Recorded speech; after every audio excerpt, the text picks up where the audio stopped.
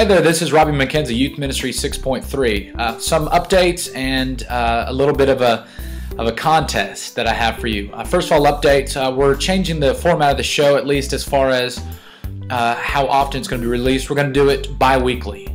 So that way you're not thrown with a lot and you're not behind, and that way I can get more shows in and I can do them ahead of a time, and it's just going to be better that way. So we're going to do the show bi-weekly.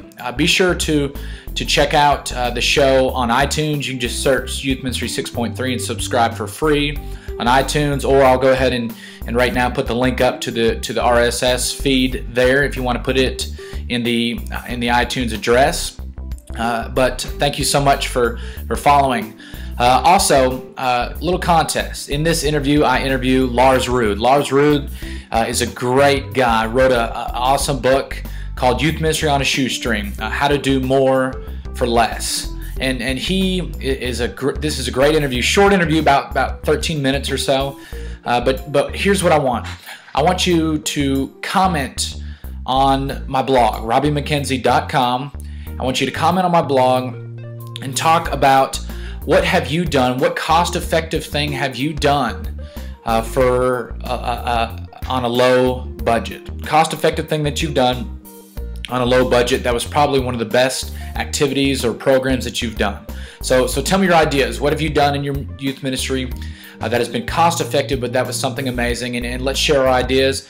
And I'll announce a random winner, and you're going to get a free copy of Lars' new book. And I'm going to send that to you free of charge, free shipping and everything. All you got to do is just comment on my blog below. So thank you so much. You're going to enjoy this interview. Once again, Lars Rood, Youth Ministry 6.3. This is Robbie McKenzie, Youth Ministry 6.3 from the MI 6.3, which says, I am doing a great work and I cannot come down. I have the honor of interviewing Lars Rood. Lars is currently, I believe, the lead youth minister at Highland Park Presbyterian Church there, I think, in Dallas, Texas. And we're going to talk a little bit, or a lot of it, actually, on his book, Youth Ministry on a Shoestring, How to Do More with Less. And so, Lars, I appreciate you so much for coming on. Well, I'm glad to be here. It's great. I love to talk about this stuff, not because I'm trying to sell books, but because I actually care about us figuring out ways of doing stuff for less money. That's great. That's great. What prompted you to write this book? Yeah, it's pretty easy. I grew up in a really small church that had no resources, and we had a great youth ministry. And then over the years, I started working at churches that had more resources, and then in 2007, when the budget crashed or the economy crashed, everybody was affected. Even, churches like me, we cut our staff in half, we cut our budgets by 30%, and we still wanted to be able to do the same kind of things that we were doing. And so I realized that there was people that were starting with no budgets that had even less resources available to them, or at least that's what they thought. And then people like me were at churches that had some budgets that had them drastically slashed, and I just wanted to figure out how I could help. So it's the way my brain works, is thinking about resources. That's great. First, in the first part of your book, you spend a good deal talking about how to get more what I call bang for our buck. So how do we stretch our budgets, just some practical ways? How do we stretch our youth budgets to get more bang for our buck? Yeah, I mean, there's a lot of different ways you can do it. I don't know if you've ever seen the TV show Extreme Couponing. Yeah, absolutely. That takes it to a level I never want to be.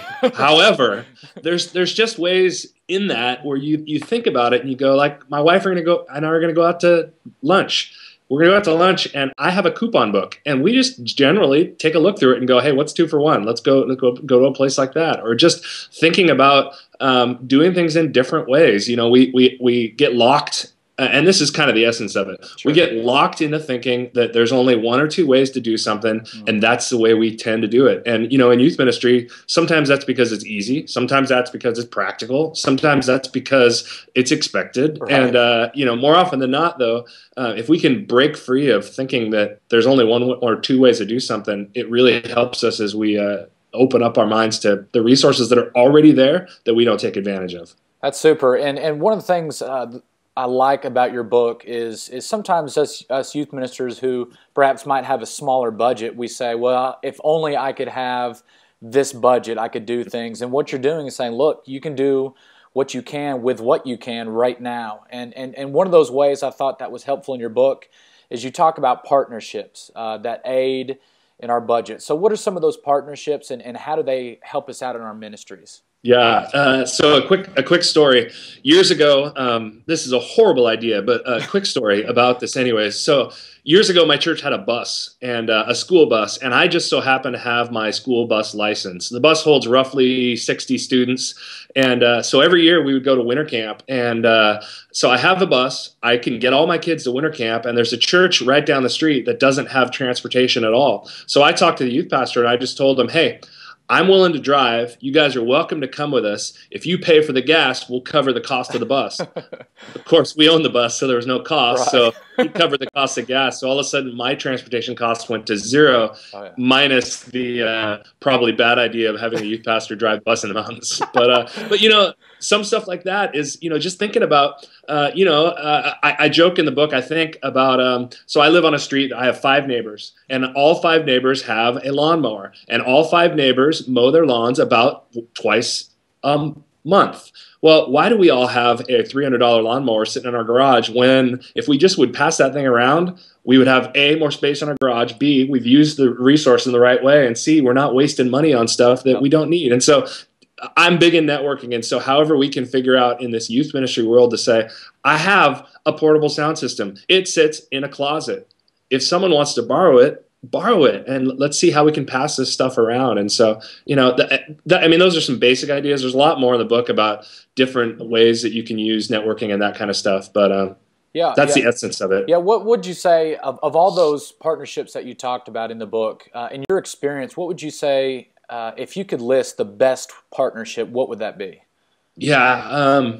I think for me, probably the best partnership is just those other youth pastors, youth workers in your hometown that have been there for a while, that are committed to being there for a while, that you are there committed to be in relationship with them. And you just say, when something comes up, even as benign as I'm thinking about doing a winter camp, you guys have any ideas? Sure. And you start kicking around ideas and brainstorming a little bit, you will be amazed at the types of resources these people come up with that help you just because you've asked a couple of questions. And so I'm big into networking, and I'm big into saying, how can I help people? And then, you know, in the same way, saying, gosh, how can we do this together? That's awesome. A section in the book that I liked as well, I think it's your 3rd section. You talk about intangibles you know, and those I really enjoyed that section. So talk a little bit. What about the intangibles that you have to have, and tell us about those. Yeah, I mean, that's the section. Probably it's a little bit harder to understand, but for a lot of people, you know, you get into that and you go, like, here's a good example. So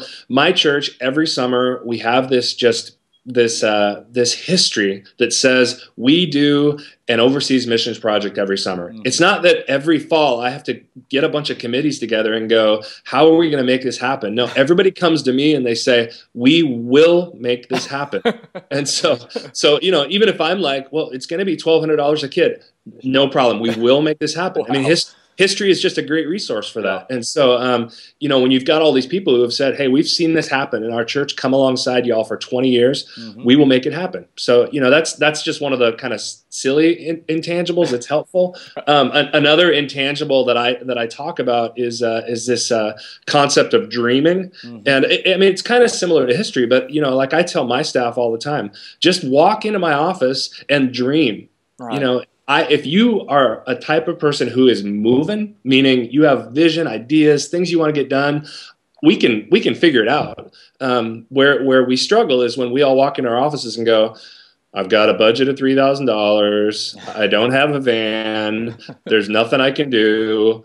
I should probably look for another job where those things are bigger, you know? And so that's that kind of stuff. I say also in the book that failures are a great source of an intangible thing because, you know, you're able to look at it and, you know, if you can get people on board and go, well, why did we fail? Well, we failed because of this. Well, how can we make sure we don't fail next time? And then just everybody coming together. Collaborative stuff is huge for me. I'm not the youth pastor sitting in his office with a little computer and going, what can I scheme and dream up out of this? You know, I mean, it's got to be collective for me. Absolutely. It's got to be people. And my staff, you know, hopefully that's something they've always loved about me, that I really care about their ideas and dreams and all that. And so we kind of figure it out together. That's super. That's super. Another question. Give us just a retreat idea that maybe you've done or you've heard through your networking done that was low cost and that was probably one of the most amazing things you've seen done. Yeah. So something I did low cost years ago that I thought was great. We wanted to do a fall retreat, and we were trying to figure out how can we do something that isn't going to cost our kids a ton. And so we just started doing research. And what I found out was really close to where my church was. I mean, we're kind of in the mountains of California. There are mountains there. And there was this retreat center that's probably 6 miles up this canyon that you have to hike to. But they had electricity. They had literally, I mean, donkeys and burros that you could put food and stuff on to get stuff up there. I mean, this is in Southern California. This is not something people even know exists. And so it was just this place where it was really cheap because you had to hike in. And we just said, hey, we're going to do a fall retreat there, a prayer retreat type thing. We all met at the trailhead. We hiked up. The burros took all of our food up. And it ended up being a really cheap, amazing prayer weekend. That's awesome. On a side note, if you want to do a really cheap retreat for the weekend, just do a fasting weekend. See if you can find somebody who will let you use their lake house or something. People in your church have those things. Yep. Find a lake house, go to it, fast for the weekend, and you have zero cost. That's awesome. Last question, and I was just curious about this. Do you think, or how can we increase our budgets? Now, I know we don't have to, and the reality is, in our tough times, a lot of our budgets are being reduced and so forth. But say, what are some creative ways that we can increase our budget, or is even that a possibility that we should persist? I mean, there's a couple different ways. So one of the things that I try to do at my church is I just justify the increases by doing things well. And so, when, for example, we have a trip coming up and we filled up a bus, like 3 weeks in, we filled up the bus. And so we're looking at it and going, well, we'd like to take more kids. And wouldn't it be great because we got a waiting list of 20 kids, but we can't really afford a bus. All of a sudden people at your church go, wait, you've got amazing ministry happening, but you can't take care of the number of kids that you have. Yeah. We'll find some money for that. So that's one way. And then another way, and this is just something my church allows us to do, which is great, is we have people who actually just give us money. That's awesome. And when I say give us, we have a couple of accounts that people can donate money directly to the youth department. And so we're very strategic. Like, we don't go and ask for people to give money, but when people see kind of the things that you're doing and all that, they sometimes will donate directly to the youth ministry, which is great for us. But in general, I just think, justify it, have your church, if they come alongside and say, gosh, youth ministry is actually ridiculously important, and to that end, instead of just giving everyone a 20% budget increase, we're going to be strategic and give it to this particular department. Justify it, do a good job. Well, I appreciate it, Lars. Hang on a little bit. Thank you so much for interviewing with us. This is Lars Rood. You can order his book on Amazon or many other outlets, and order his book now. Be sure to do that. And this is another episode of Youth Ministry 6.3. Thank you so much, Lars. Thank you very much.